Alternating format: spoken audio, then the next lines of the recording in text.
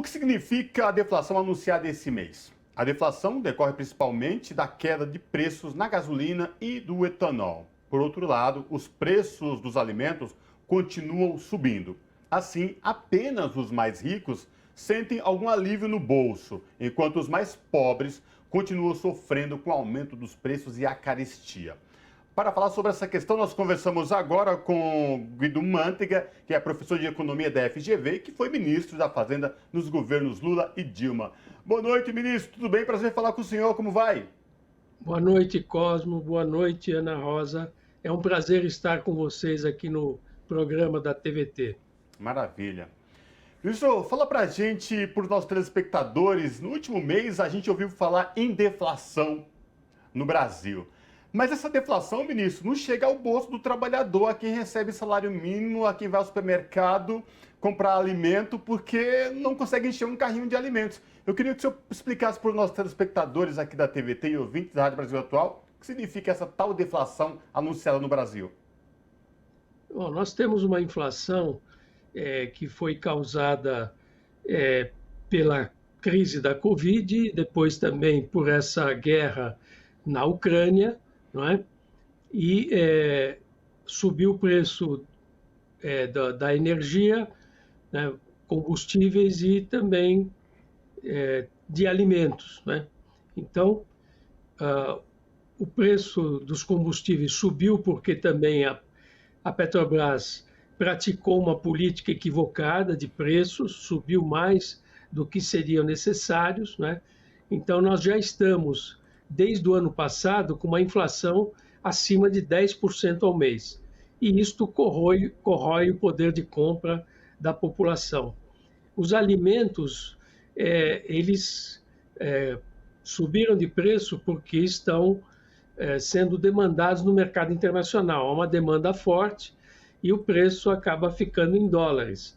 E nós aqui no Brasil, quer dizer, o governo Bolsonaro não providenciou uma oferta maior de alimentos, por exemplo, estimulando pequenos agricultores, a agricultura familiar, que sempre foi muito estimulada nos governos Lula e Dilma, mas o governo Bolsonaro só olha para os grandes produtores. Então, a produção de alimentos, que poderia ser maior e o preço menor, não foi estimulado. Também não tem mais estoques reguladores de alimentos, como nós tínhamos no passado, né? Então, tudo isto faz com que há um encarecimento muito grande do custo de vida da população, porque o principal item de consumo da população é alimento. A primeira coisa é se alimentar. Então, para se alimentar, custa muito caro. E o consumidor, a população de baixa renda, está fazendo uma ginástica para poder se alimentar, substituindo carne, substituindo produtos mais caros por produtos mais baratos. Esse preço dos alimentos não vai cair. E ele atinge principalmente a população de baixa renda, que gasta uma parte grande do seu orçamento com alimentação. Tá certo? Então, digamos que a inflação média hoje, ela está na base de 11%, né, em 12 meses, mas para a população de baixa renda é mais. Ela representa 16%, 18%, 20%. Ou seja, o trabalhador tem que consumir uma parte grande do seu orçamento para alimentação e sobra menos para pagar aluguel, né, para pagar as despesas da casa e tudo mais. Então, há um aperto na capacidade de consumo da população, isso aumenta a pobreza, né? Tem gente que não consegue se alimentar. Nós temos recorde de fome hoje no Brasil. São 33 milhões de brasileiros que estão passando fome. Nós não tínhamos isso desde 1993. Em 1993 havia 32 milhões de brasileiros com fome. Ao longo desse período, a fome veio diminuindo, inclusive nos governos Lula e Dilma, nós saímos do mapa da fome do mundo, né? Com menos de 5% da população com fome. E agora nós estamos com 15% da população com fome no Brasil. Então, isto é um resultado da inflação, mas também da política econômica do governo Bolsonaro. Perfeito, ministro. Exatamente o que eu ia perguntar para o senhor agora exatamente sobre essa política econômica durante esses 4 anos de governo Bolsonaro, vamos dar nomes, né? E do ministro Paulo Guedes, né? Da Economia. Eu queria que o senhor pudesse fazer um balanço de como foi essa política econômica de Paulo Guedes. Você já mencionou a questão da inflação, que está em 2 dígitos já há algum tempo, mencionou também a política de preços da Petrobras, que também aumenta o custo da gasolina bastante aqui para a população brasileira. Queria que o senhor pegasse esses elementos e pudesse fazer uma avaliação dessa política econômica de Paulo Guedes. Bom, se nós pegarmos esses últimos 4 anos, nós vamos ver que a economia brasileira está estagnada, ou seja, o crescimento dela é pequeno, é pífio. Se a economia crescer 2% em 2022, nós teremos uma média de crescimento em 4 anos de menos de 1% ao ano. Esta é a média, menos de 1% ao ano. Vocês vão se lembrar que na época do presidente Lula, a economia crescia em média 4% ao ano. Então você veja a diferença. Crescia 4 vezes mais no governo Lula do que no governo Bolsonaro. O acumulado do crescimento do governo Bolsonaro será justamente 3,9% em 4 anos, somando, não é um ano, somando os 4 anos, 3,9%.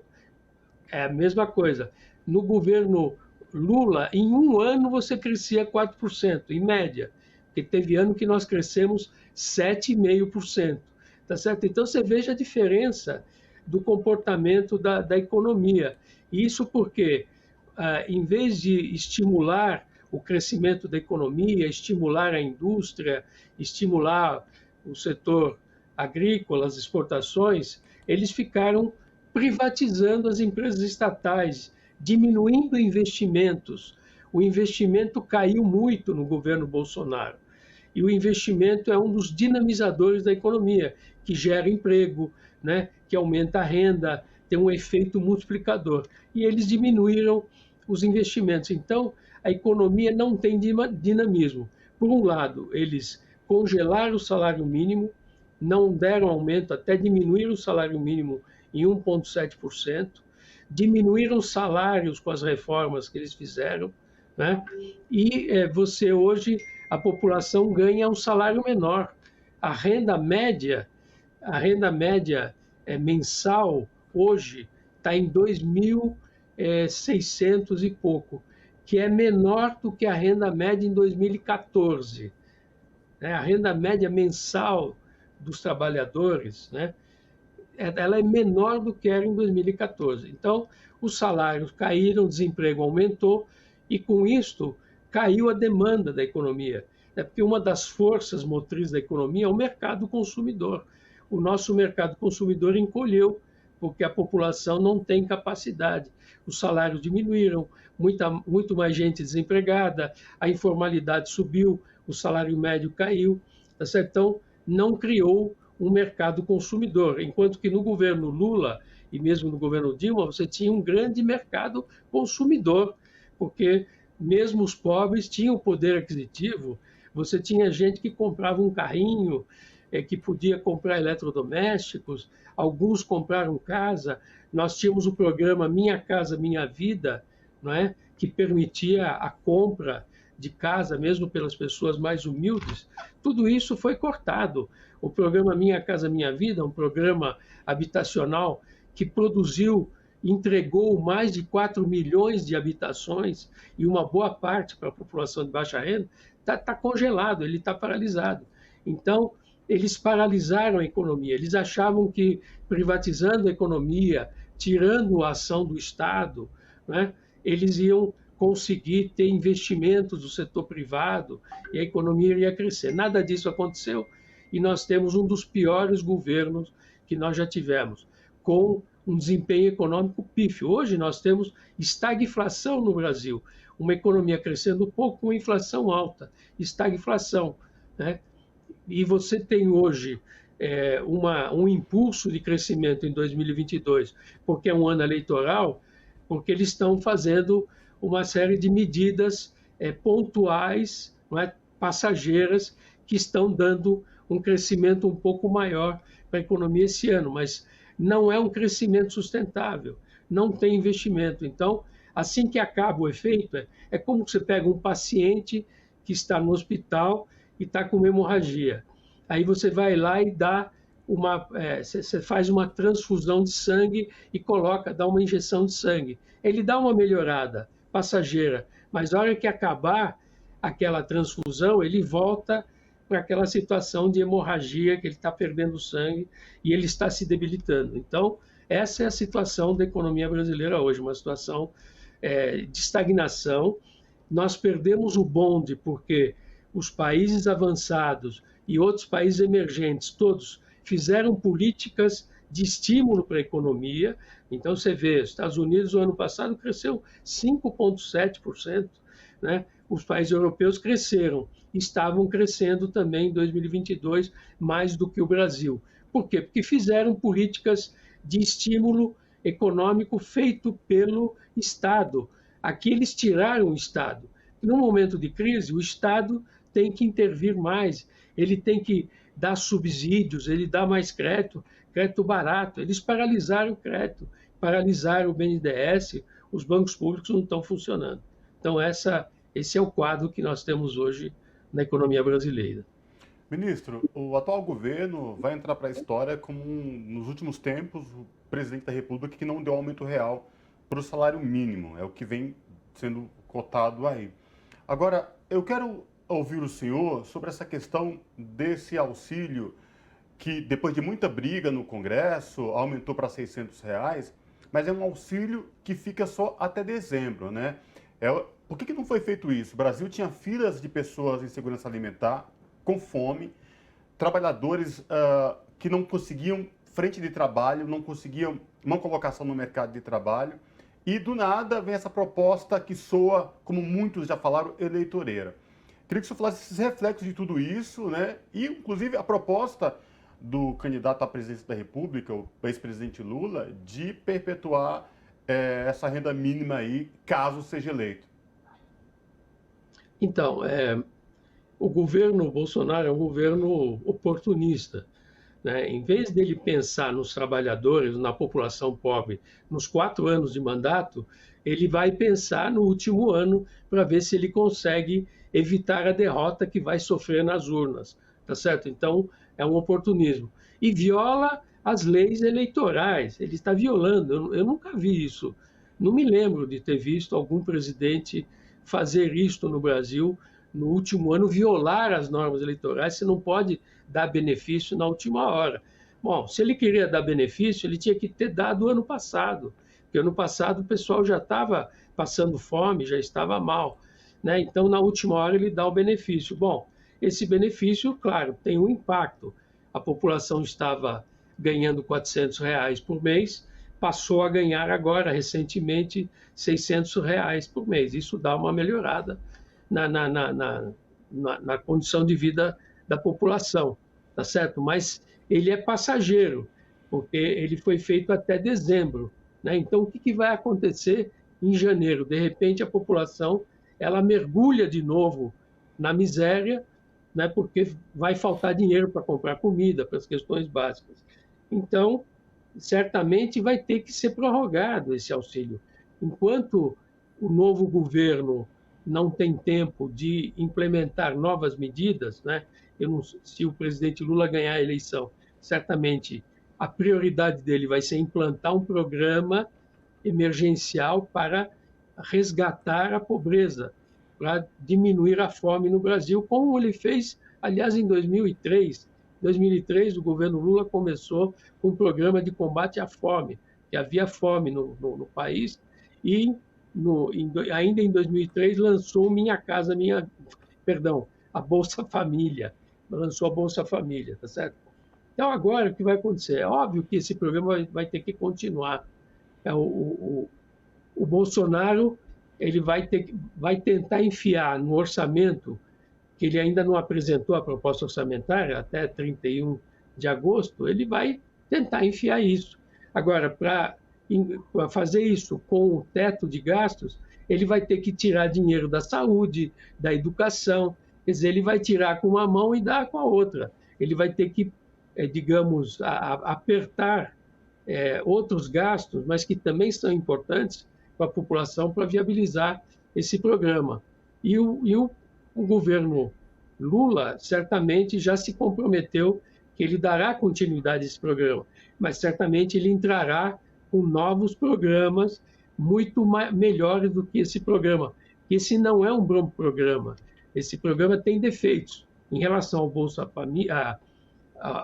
Família, que exigia que as crianças fossem mandadas para a escola, que exigia que as crianças fossem vacinadas e tudo mais. Ele é um programa que dá, assim, para as famílias R$600. Só que tem família de uma pessoa que vai receber R$600 e famílias que têm 5 filhos e vão receber só R$600. Então, ele é um programa descalibrado, tá certo? Então, você tem que recalibrar esse programa para poder atender melhor a população. Então, é necessário um programa. Agora, não dá para ficar nisso, porque o governo Bolsonaro, ele fez essas medidas, não só essa bolsa, mas ela também deu bolsa caminhoneiro, bolsa motorista de táxi, né? Tem vários benefícios que ele distribuiu que vão ter um efeito localizado em 2022, inclusive jogando uma parte dessa conta para 2023, e vai pagar a conta o próximo governante, tá certo? Agora, a economia não ganha dinamismo só com isso. É melhor do que nada, mas ele está cortando investimentos. Então, você tem que começar fazendo um programa de investimentos, sei lá, na área de transporte, por exemplo, etc., porque é aí que você vai ter um crescimento sustentável de médio e longo prazo. Uhum. Ministro, nosso tempo está quase acabando, mas eu gostaria de ouvir o senhor sobre... O senhor mencionou o teto dos gastos, né? É uma medida que está em atividade desde o governo Temer, só que nos últimos 2 anos o governo Bolsonaro não conseguiu cumprir esse teto de gastos. Até eu queria ouvi-lo sobre isso e também ouvi-lo sobre o seguinte: não se cumpriu o teto de gastos, mas também não se apoiou a população, como o senhor disse, no período anterior, foi agora na véspera da eleição. E a gente tem clareza de como foi distribuído esse dinheiro sobre o orçamento da União, porque para onde foi esse dinheiro que rompeu o teto de gastos? Então, o teto de gastos foi uma medida implementada, uma PEC implementada no governo Temer, que o objetivo era paralisar o Estado, reduzir gastos do Estado, principalmente os gastos sociais, porque os gastos sociais tinham aumentado bastante nos governos Lula e Dilma. Então, esse era o objetivo, paralisar o Estado.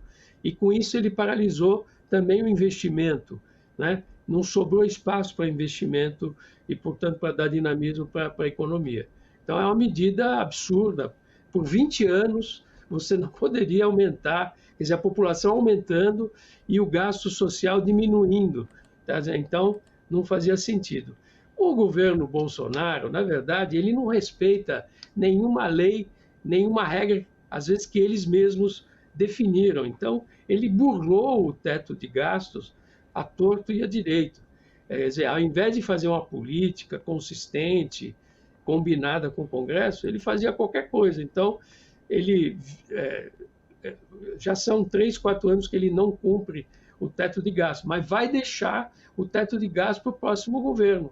Né? Está lá a medida, quando começar o governo, vai ter um orçamento pífio, um orçamento que não cobre as despesas necessárias, e ainda nós vamos ter que pagar precatório do Bolsonaro, dívidas que ele vai deixar aumentos que vão entrar em vigor a partir de 2023 e não vão ter recurso. Então, vai deixar uma situação ruim, né? Vai deixar o Estado endividado, com mais de 60% de dívida pública, tá certo? É só lembrar que o governo Lula terminou com 38% de dívida, né?